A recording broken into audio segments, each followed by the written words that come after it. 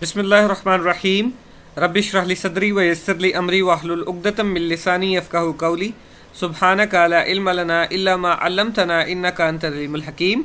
अस्सलामु अलैकुम स्टूडेंट्स, आज के इस वीडियो मॉड्यूल में हम 10th क्लास बायोलॉजी के चैप्टर 11 का topic 11.1.4 osmotic adjustments in plants discuss करेंगे। आज के एसएलओज हैं ऑस्मोटिक एडजस्टमेंट्स इन प्लांट्स की types, hydrophytes, xerophytes and halophytes. अगर हम प्लांट्स को इनकी ऑस्मोटिक एडजस्टमेंट्स यानी available amount of water and salt की बुनियाद पर डिवाइड करें तो प्लांट्स 3 ग्रुप्स में कैटेगराइज होते हैं। नंबर 1 हाइड्रोफाइट्स, सेकंड पे है ज़ेरोफाइट एंड थर्ड पे है हेलोफाइट्स। इंडिविजुअली इन सब को इन डिटेल डिस्कस करेंगे। स्टार्ट करते हैं हाइड्रोफाइट्स से। अगर इनकी अकरेंस देखी जाए यानी देखा जाए कि ये कहाँ अवेलेबल होंगे या इनका हैबिटेट क्या है या ये कहाँ रहते हैं, तो हम देखते हैं कि ये ऐसे प्लांट्स हैं जो कम्प्लीटली और पार्शली सबमर्ज रहते हैं फ्रेश वाटर में। अब यहाँ लव्स फ्रेश वाटर का मतलब क्या है, यानी यहाँ पर जो अमाउंट ऑफ सॉल्ट है इस पानी में वो निग्लिजिबल है, यानी ये पानी पिया जा सकता है, ये नुकसानदेह नहीं होता। फॉर एग्जाम्पल नहरों का पानी, तालाबों का पानी, दरियाओं का पानी, ये सारा पानी क्या कहलाता है, मीठा पानी कहलाता है, यानी फ्रेश वाटर कहलाता है। तो इनमें पौधों की कैटेगरीज भी डिफरेंट होती है। अब यहाँ पर लफ्ज आ रहा है कम्प्लीटली और पार्शली सबमर्ज्ड। तो कम्प्लीटली सबमर्ज्ड का मतलब है पूरी तरह से जो पानी में डूबे हुए हों, जैसे आप यहाँ पर ये प्लांट देख सकते हैं जिसे अभी मैंने हाईलाइट किया था। अब यहाँ पर पार्शली सबमर्ज्ड का क्या मतलब है? पार्शली सबमर्ज्ड का मतलब है इन प्लांट्स का कुछ हिस्सा पानी से बाहर हो और कुछ हिस्सा पानी के अंदर हो। यानी सेकंड में अगर देखें साथ ही मौजूद है फ्लोटिंग, पत्ते इनके बाहर होते हैं और इनकी रूट्स और बाकी रीजन पानी के अंदर मौजूद होता है। इस तरह के प्लांट्स के लिए हम लफ्ज़ इस्तेमाल करते हैं पार्शली सबमर्ज, यानी कुछ हिस्से तो पानी में सबमर्ज हैं, डूबे हुए हैं, कुछ हिस्से पानी से बाहर हैं। अब इन प्लांट्स को कभी भी वाटर शॉर्टेज का सामना नहीं करना पड़ता, पर इनके लिए प्रॉब्लम क्या है? इनके लिए सबसे बड़ा प्रॉब्लम है एक्सेस अमाउंट ऑफ वाटर जो इनके सेल में इंटर हो सकता है और इनके सेल को बर्बाद कर सकता है, इन्हें इनके सेल्स को रैप्चर कर सकता है। जैसे आपने चैप्टर नंबर 4 में एक कंडीशन पढ़ी थी जिसे आपने हाइपोटोनिक एनवायरनमेंट पढ़ा था, जिसमें सेल्स रैप्चर हो जाते थे, उनकी सेल वॉल फट जाती थी। अब इस एक्स्ट्रा वाटर से बचने के लिए, इस एक्स्ट्रा वाटर से जान छुड़ाने के लिए ये प्लांट क्या करते हैं, इन्होंने कुछ अडाप्टेशंस ली हुई हैं। फॉर एग्जाम्पल इनके जो लीव्स हैं वो बहुत बड़े होते हैं, ब्रॉड लीव्स होते हैं इनके, और इनमें लार्ज नंबर ऑफ स्टोमेटा होते हैं, और यही वो अडाप्टेशन है जिसकी वजह से ये एक्सेस अमाउंट ऑफ वाटर को अपने अंदर से बाहर निकाल देते हैं। अगर इनकी कोई एग्जाम्पल लें तो इनकी एग्जाम्पल हमें मिलेगी वाटर लिली, ठीक है, यानी कवल के फूल जो अक्सर पानी के अंदर उगते हैं। इनके पत्ते और फूल बाहर होते हैं, बाकी पूरी बॉडी इनकी पानी के अंदर होती है। कॉमन एग्जाम्पल है हाइड्रोफाइट्स की। सेकंड पे है ज़ेरोफाइट्स। इनकी अकरेंस देखी जाए तो ये ड्राई इन्वायरमेंट में रहने वाले प्लांट्स हैं, फॉर एग्जांपल डेजर्ट।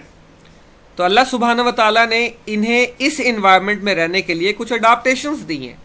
वो कौन सी हैं जी? इनके ऊपर थिक वैक्सी क्यूटिकल होती है ताकि एक्सेस वाटर लॉस को रोका जा सके। अभी यहाँ पर आप देख सकते हैं कि ऊपर लाइट ग्रीन और नीचे डार्क ग्रीन लेयर है। नीचे जो डार्क ग्रीन लेयर है वो एपिडर्मिस है, इसके ऊपर एक मोटी सी तह है क्यूटिकल की, यानी क्यूटिन की एक मोटी लेयर जो किससे बचा रही है? जो वाटर लॉस से बचा रही है, जिससे क्या होगा, एक बैरियर बन जाएगा, पानी इंटरनल टिश्यू से इवापोरेट नहीं हो पाएगा। सेकेंड अडाप्टेशन क्या है? इनमें लेस नंबर ऑफ स्टोमेटा होते हैं, यानी स्टोमेटा ना होने के बराबर है।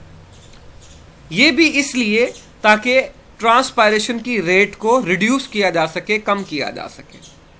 इसके अलावा क्या है जी, इनकी रूट्स बहुत डीप होती हैं और लंबे इलाके तक फैली हुई होती हैं, बहुत ज़्यादा दूर तक फैली हुई होती हैं। ऐसा क्यों? ताकि पानी को मैक्सिमम अब्जॉर्ब किया जा सके जब पानी अवेलेबल हो। और आखिरी चीज़ जो मोस्ट इंपॉर्टेंट शॉर्ट क्वेश्चन भी है, वह है सक्यूलेंट ऑर्गन।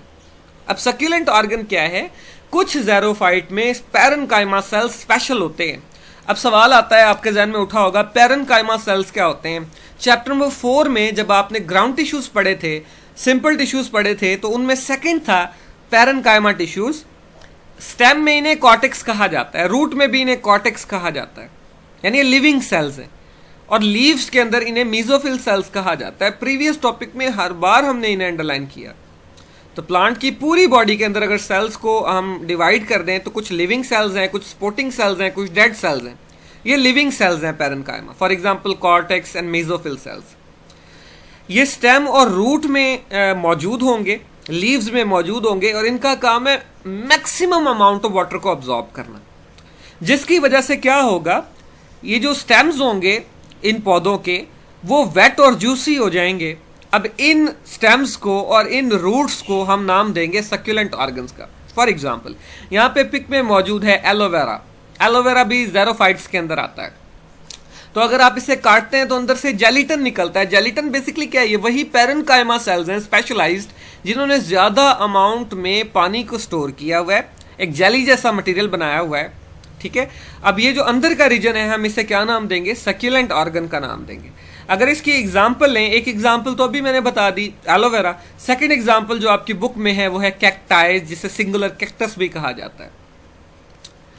थर्ड पे हमारे पास मौजूद है हैलोफाइट्स। अकरेंस देखी जाए तो ये ऐसे इन्वायरमेंट में रहते हैं जिसमें सॉल्ट की अमाउंट बहुत ज़्यादा हो, सॉल्टी इन्वायरमेंट में ये रहते हैं। For example sea water in oceans के अंदर मौजूद रहते हैं, यानी सी ग्रासेस वगैरह भी, और ऐसे पौधे जो ओशियानिक इन्वायरमेंट के लिए अडॉप्टेड हैं, जो साल्टी इन्वायरमेंट के लिए अडॉप्टेड है। अगर इनकी प्रॉब्लम्स देखी जाए जो ये फेस करते हैं इन इन्वायरमेंट्स में, तो बेटा वो दो प्रॉब्लम्स हैं। पहली प्रॉब्लम ये है कि साल्ट जो इन्वायरमेंट के अंदर है वो इनके सेल्स में इंटर होने की कोशिश करता है, यानी इनकी बॉडीज में इंटर होने की कोशिश करता है। जब भी सॉल्ट कंसंट्रेशन ज़्यादा होगी, याद करें टर्गर प्रेशर वाला topic chapter number 4 9th class के अंदर आपने पढ़ा था कि जब भी सॉल्ट किसी सेल के अंदर इंटर होने की कोशिश करेगा तो पानी सेल के अंदर से बाहर जाने की कोशिश करेगा। इस पिक में देखिए नॉर्म्स लाइन कंसंट्रेशन पर, सॉल्ट की कम कंसंट्रेशन पर सेल नॉर्मल है। फॉर एग्जांपल आइसोटोनिक एनवायरनमेंट के अंदर जब भी सॉल्ट की कंसंट्रेशन बढ़ाई जाएगी, सॉल्ट क्या करेगा, इस सेल के अंदर इंटर होने की कोशिश करेगा, और जब भी वो सेल में इंटर होगा वो किस चीज़ को निकलवा देगा, पानी को बाहर निकाल देगा। यही वजह है आज के दिनों में आप लोग अचार वगैरह बना रहे होंगे, आप क्या करते हैं, जिस चीज़ को भी आपने पिकलाइज करना होता है आप उसे नमक लगा के रख देते हैं, कुछ देर के बाद उसके अंदर से पानी निकल जाता है सारा। ये पानी क्यों निकल रहा है, क्योंकि साल्टी इन्वायरमेंट हमेशा क्या करेगा, सेल्स को प्लाज्मोलाइज करवाएगा और उसके अंदर से पानी को निचोड़ लेगा। तो इन प्लांट्स का सबसे बड़ा प्रॉब्लम यही है कि ये प्लाज्मोलाइज ना हो जाए, यानी इनका जो साइटोप्लाज्म है वो श्रिंक ना हो जाए, इनकी डेथ ना हो जाए। अगर हम इनकी अडाप्टेशंस देखें कि अल्लाह सुब्हानहू व तआला ने किस तरह से इन्हें मॉडिफाई किया है कि ये इस इन्वायरमेंट में सर्वाइव कर सकें इन प्रॉब्लम्स के बावजूद, तो हम देखते हैं कि जब भी सॉल्ट इन प्लांट्स के अंदर इंटर होने की कोशिश करेगा तो प्लांट कैरी आउट करवाएगा एक्टिव ट्रांसपोर्ट, और इस एक्सेस अमाउंट ऑफ सॉल्ट को अपने वैक्यूल के अंदर स्टोर कर लेगा, यानी एक्टिव ट्रांसपोर्ट करवाएगा, एनर्जी को यूज़ करके इस सॉल्ट को वैक्यूल्स के अंदर क्या कर लेगा, जमा कर लेगा, स्टोर कर लेगा। अब जो सॉल्ट स्टोर हो गया है किसके अंदर, वैक्यूल के अंदर, उसे बाहर नहीं निकलने दिया जाएगा। क्यों नहीं निकलने दिया जाएगा, क्योंकि सेल मेम्ब्रेन जो होती है वो सेमी परमिएबल होती है, यानी कुछ चीज़ों को तो अपने अंदर स्टोर कर लेती है बट कुछ चीज़ों को इजाज़त दे देती है कि वो अंदर से गुजर जाएं। इसके लिए हमने एक लाइन इस्तेमाल की थी चैप्टर नंबर 4 में सेल मेम्ब्रेन के फंक्शंस में, it acts as a semi permeable barrier. ये एक बैरियर की तरह काम करती है, एक रुकावट की तरह काम करती है, जो कुछ चीज़ों को फेंस कर लेती है, कुछ चीज़ों को बाहर नहीं जाने देती। ठीक है, जब भी एक्टिव ट्रांसपोर्ट कैरी आउट करवाई जाएगी तो जिस चीज़ की एक्टिव ट्रांसपोर्ट हो रही है वो चीज़ अंदर फेंस रहेगी, उसे अंदर से बाहर नहीं निकलने दिया जाएगा। अब अगर देखा जाए कि जो अंदर का एनवायरनमेंट है सेल का वो ज़्यादा हाइपरटोनिक हो जाएगा, क्यों, वैक्यूल ने ज़्यादा सॉल्ट को स्टोर किया और वैक्यूल खुद साइटोप्लाज्म का हिस्सा है।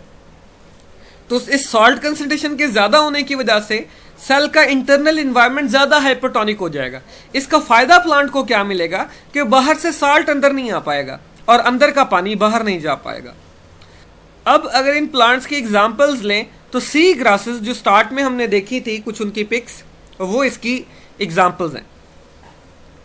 इसके इंपॉर्टेंट क्वेश्चंस और फॉलोअप की तरफ आएँ तो इसके कुछ इंपॉर्टेंट क्वेश्चंस है, right a note on hydrophytes, right a note on xerophytes, what are succulent organs, write any 2 adaptations of xerophytes, and write a note on halophytes. अगर इन क्वेश्चंस को मार्क करें तो आपकी बुक में पॉइंट होगा 11.1.4 osmotic adjustments in plants.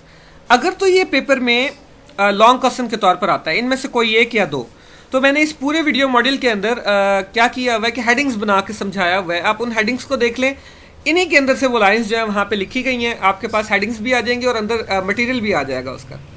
But अगर ये short question के तौर पर आता है तो ये देख लें, मैं इसकी हेडिंग्स इसके अंदर से आपको बता देता हूँ। अगर हम हाइड्रोफाइट को देखें तो पहले हाइड्रोफाइट की इतनी डेफिनेशन आ जाएगी, ये यहाँ तक। इसके आगे शुरू हो जाएंगी इसके अडाप्टेशंस, और अडाप्टेशंस पॉइंट बाय पॉइंट जाएंगी। अब आप बता सकते हैं जी इसके अंदर क्या है, ब्रॉड लीव्स एक इसकी हेडिंग बन जाएगी, लार्ज नंबर ऑफ स्टोमेटा दूसरी हेडिंग बन जाएगी, तीसरी हेडिंग आपको बताने की ज़रूरत नहीं है क्योंकि तीसरी अडाप्टेशन है नहीं। तो इनका फ़ायदा क्या होगा, एक्सेस अमाउंट ऑफ वाटर को लॉस करवाया जा सके। एग्जाम्पल के तौर पर अगर आप लिखना चाहें एग्जाम्पल तो ये आ जाएगी जी, कॉमन एग्जाम्पल इसकी वाटर लिली है। इसी तरह से अगर ज़ेरोफाइट को निशान लगाना चाहे तो ज़ेरोफाइट की पहली लाइन ज़ेरोफाइट की हेडिंग के नीचे लिखी जाएगी। फिर इसकी 4 अडाप्टेशन हैं। अब इस 4 अडाप्टेशन के अंदर आएगा थिक वैक्सी क्यूटिकल, पहली हेडिंग। इसी तरह से दूसरी आएगी लेस नंबर ऑफ स्टोमेटा, दूसरी हेडिंग। तीसरी हेडिंग आएगी डीप रूट, ठीक है। और यहाँ पर चौथी हेडिंग आएगी सक्यूलेंट ऑर्गन की, वो आपने लगानी है यहाँ से यहाँ तक, ठीक है। अगर आप इसी के अंदर ज़ेरोफाइट की एग्जांपल देना चाहें तो फिर थोड़ा सा इसे चेंज कर लेंगे, cacti singular cactus is a common example of succulent organs. आप सोच रहे होंगे ब्लू ब्लॉक क्या है जी, ये ऑस्मोसिस की डेफिनेशन है, ठीक हो गया। अगर हम नेक्स्ट पे देखें हैलोफाइट्स को और इसके निशान लगाएं तो पहले आएगा हैलोफाइट्स क्या हैं, वो यहाँ तक आंसर आ जाएगा। उसके बाद आएगा प्रॉब्लम फेस बाय हैलोफाइट्स, आप यहाँ से उठाएंगे इसका आंसर। और ये इसमें 2 कंडीशंस आ जाएंगी, एक बात कि जो वाटर है वो बाहर जाने की कोशिश करेगा, ये वाली लाइन, सॉल्ट जो है वो इनकी बॉडी में एंटर होने की कोशिश करेगा, वो पहली लाइन में मेंशन था। इसी तरह से अगर इनकी अडाप्टेशंस की बात करेंगे, इन्होंने किस तरह से इस पर काबू पाया है, तो यहाँ तक इसका आंसर आएगा। और अगर एग्जाम्पल देखेंगे तो many sea grasses are included in the group of plants, in such groups of plant, ये आपके लिए इसकी एग्जाम्पल आ जाएगी। उम्मीद करता हूँ कि आपको समझ ज़रूर आई होगी। अगर इस टॉपिक में कोई कन्फ्यूजन है या कोई क्वेश्चन आपके माइंड में है तो कमेंट बॉक्स में है और क्वेश्चन ज़रूर करें, आपके क्वेश्चन का आंसर दिया जाएगा। वस्सलाम, दुआओं में याद रखिएगा।